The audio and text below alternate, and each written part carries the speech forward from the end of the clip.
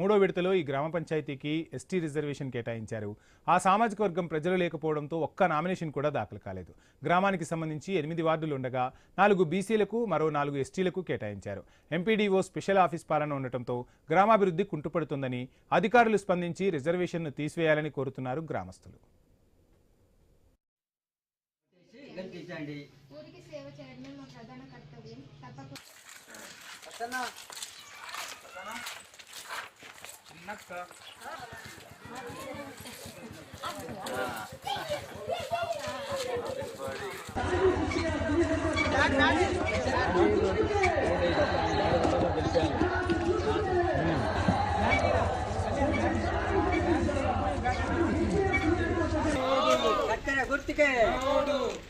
గుర్తికే శ్రవణ్ కుమార్ని రావణ్ణి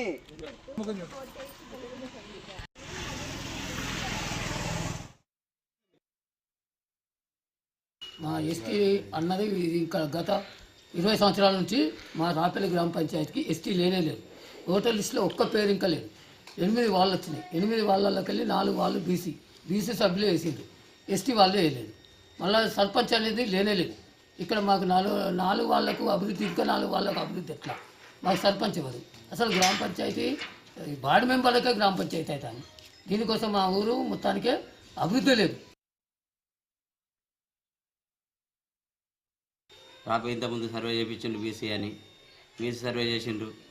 ఇక్కడ ఎస్టీ అని తెలిసి లేదని తెలిసి కూడా బీసీకి ఇవ్వకుండా రిజర్వేషన్, ఎస్టీకి రిజర్వేషన్ ఇవ్వడం వల్ల మన జనాభా ఉన్న గ్రామ పంచాయతీ ఇది. దీనికి అనుగుణంగా సర్వే చేసినా కానీ అప్పటికి కూడా దీనికి కరెక్ట్ లేదు. ఇది కాదు, సరి అయింది కాదు.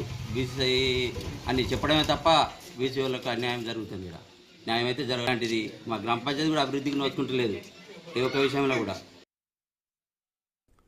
సర్పంచ్ ఎన్నికల్లో ప్రధాన